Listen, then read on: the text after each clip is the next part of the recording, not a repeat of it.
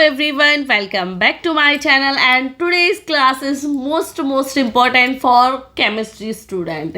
If you are belonging to MSc, BSc, IIT JAM, CSIR, so this class is equally informative for you.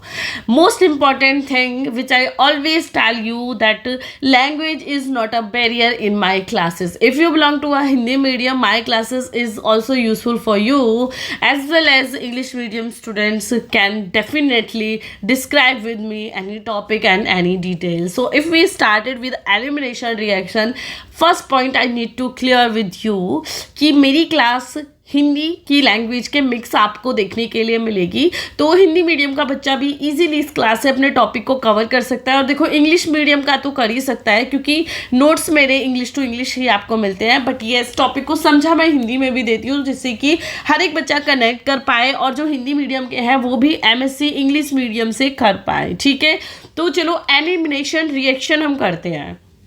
आपको इस channel पे chemistry का हर एक topic मिल जाएगा, ऐसा किसी भी सेमेस्टर का कोई भी टॉपिक नहीं है जो इस चैनल पे नहीं मिलेगा। तो आप कनेक्ट रहिए, आप हर एक क्लास को देखिए और आप उसे चेकआउट करिए। मोस्ट इंपॉर्टेंट थिंग, आपको ये हैंड रिटन नोट्स चाहिए तो लिंक वीडियो के डिस्क्रिप्शन में मिल जाएगी मेरे व्हाट्सअप ग्रुप की, आप व्हाट्सअप पे कनेक्ट कर लीजिएगा। अभी काफ़ी इंट्रो हो गया, टॉपिक स्टार्ट कर देते हैं एलिमिनेशन रिएक्शन। तो देखो जब हम एलिमिनेशन रिएक्शन को देखेंगे तो हमें उसका मतलब पहले समझना है। एलिमिनेशन का मतलब होता है किसी भी चीज़ को एलिमिनेट करना, राइट, कि कोई रिएक्शन है जिसमें एलिमिनेशन आपको देखने के लिए रहा है। हम वही समझेंगे कि भाई एलिमिनेशन हो रहा है, तो जिस रिएक्शन में एलिमिनेशन हो रहा है किसी भी प्रोडक्ट का उसको हम एलिमिनेशन रिएक्शन बोलते हैं। अब थोड़ा रिटन तरीके से, रिटन की लैंग्वेज के अकॉर्डिंग समझ लेते हैं। रिमूवल ऑफ 2 एटम और 2 ग्रुप्स एंड 1 एटम और 1 group from a molecule is known as an elimination reaction. यानी कि किसी भी एटम से, किसी भी मॉलिक्यूल का या किसी भी ग्रुप से किसी भी एटम का अलग होना, रिमूव होना ही आपका एलिमिनेशन रिएक्शन है। ठीक है, ये एक थोड़ा रिटन तरीके से हम जिसे बोलते हैं वो लैंग्वेज में इसकी एक इक्वली डिफरेंट या डेफिनेशन है। ठीक है, यानी कि डिफरेंट तरीके से डेफिनेशन है। या अब आ जाए हमारे जो सिलेबस में मेनली है types of elimination reaction. Elimination reaction आपकी 3 टाइप्स की होती है, E1, E2 एंड ECB। ठीक है, तो अभी हम इसका और जनरल इंट्रोडक्शन पढ़ लेते हैं, देन हम E1 रिएक्शन अभी स्टार्ट कर देते हैं। E1 रिएक्शन, ठीक है, यानी कि हमारी जो एलिमिनेशन रिएक्शन है, यूनिमॉलिकुलर एलिमिनेशन रिएक्शन आप इसे बोल सकते हो। आपको पता है E1 को हम एलिमिनेशन, N1 को हम यूनिमॉलिकुलर बोलते हैं और 2 को हम बायोमॉलिकुलर बोलते हैं, है ना। केमिस्ट्री की लैंग्वेज में हम बायोमॉलिकुलर बोलते हैं। यहाँ तक के पॉइंट्स तो सभी को क्लियर होंगे। फिर भी आपको कोई डाउट रहे तो प्लीज़ व्हाट्सअप पे चेकआउट कर लीजिएगा, यहाँ पे आपको व्हाट्सअप नंबर मिल जाएगा। तो अभी हम जब इसका इंट्रो स्टार्ट करते हैं, देखिए, in case of SN1 reaction formation of product takes place by formation of intermediate carbocation। ठीक है, and this carbocation is highly energy या high in energy unstable intermediate. ठीक है, पहले हम SN1 को पढ़ते हैं। One way to carbocation can reach to stable product is by combination with nucleophilic reaction and this is known as a SN1 reaction.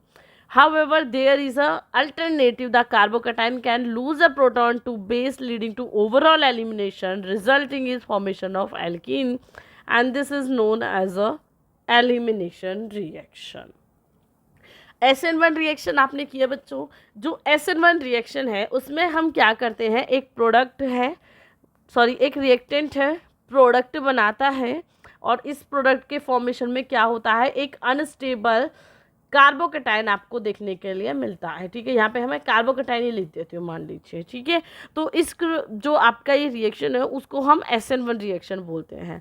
Same as it is आपकी E1 reaction है, but इसमें आपका alkenes का formation होता है। ठीक है, ये आपकी अल्टरनेटिव ही है SN1 रिएक्शन की। तो ये क्या है, इसमें फॉर्मेशन ऑफ एल्कीन्स होता है और जो कार्बोकेटाइन है वो एक प्रोटॉन लूज कर देता है प्रॉपर एक रिएक्शन उसे एलिमिनेशन बनाने के लिए। देखो, रिएक्टेंट प्लस ये कार्बोकेटाइन था, इक्वली ये क्या करेगा, प्रोडक्ट बना देगा। तो कार्बोकेटाइन क्या करेगा, लॉस ऑफ प्रोटॉन, यानी कि प्रोटॉन को रिमूव कर देगा और यहाँ पे एक एल्कीन आपको देखने के लिए मिलेगा। तो यही आपकी एलिमिनेशन रिएक्शन। अब देखो यहाँ से समझो, तब आपको समझ आएगी। ये हमारा रिएक्टेंट है, ठीक है, CH3 CH3 CH3 Br। अब यहाँ पे कार्बोकेटाइन बन गया, ठीक है, ये क्लियर हुआ। अब देखो, जब यहाँ पे हम इसे टू टाइप से देखेंगे, अगर हम SN1 की फॉर्म में देखते हैं तो यहाँ पे न्यूक्लियोफाइल आपका कनेक्ट हो जाता है, ठीक है, न्यूक्लियोफाइल कनेक्ट हो जाएगा। अब देखो, जब यहाँ पे न्यूक्लियोफाइल जुड़ जाएगा तो कार्बन की वैलेंसी तो कंप्लीट ही हो जाएगी। जब वैलेंसी कंप्लीट हो जाएगी तो पॉजिटिव चार्ज की ज़रूरत हमको नहीं है, तो उसको हम इसलिए SN1 बोलते हैं।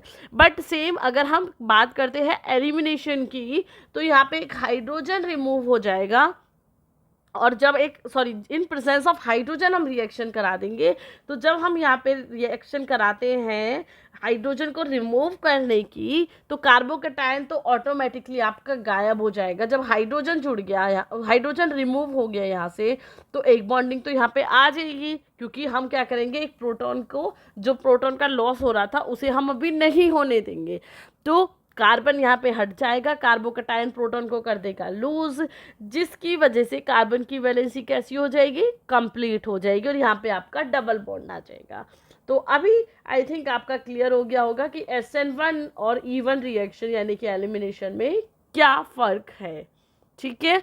अब देखो मैकेनिज्म समझोगे तो और अच्छे से समझ आ जाएगा, ठीक है। अभी मैकेनिज्म देख लो, ये एज इट इज़ बच्चों आपको हैंड रिटन नोट्स अवेलेबल है मेरे, बहुत अफोर्डेबल प्राइस में है, तो वहाँ से भी आप वो चेकआउट कर लेना। तो सबसे फर्स्ट में क्या होगा, कार्बोकेटाइन का फॉर्मेशन होगा, 2 स्टेप प्रोसेस होगी। तो CH3 CH3 Cl है। अब यहाँ पे क्या होगा, Cl के साथ जो बॉन्ड है ना वो ब्रेक होना स्टार्ट हो जाएगा, और ये प्रोसेस स्लो मोशन की होगी, स्लो स्टेप होगा, ठीक है। या तो पॉजिटिव चार्ज आ जाएगा, जैसे जैसे बॉन्ड ब्रेक होगा तो देखो पॉजिटिव चार्ज आएगा, क्योंकि वो कार्बोकेटाइन बनेगा, क्योंकि उसके पास वैलेंसी कंप्लीट नहीं है कार्बन की। तो ये कार्बोकेटाइन बन गया, Cl- आपका अलग हो गया। अब यहाँ पे क्या करेगा, जब हम बेस की रिएक्शन कराएंगे तो removal of proton by base, तो जो प्रोटॉन है यहाँ पे CH3 का, जो ये जो प्रोटॉन था CH3 का, इसका एक हाइड्रोजन रिमूव हो जाएगा बेस के साथ, BH आपको एज अ बेस अलग मिल जाएगा। और या आप ये भी बोल सकते हो, देखो जब हम मैं यहाँ पे डायरेक्ट फास्ट में नहीं लेके जाते हैं, फिर से समझो।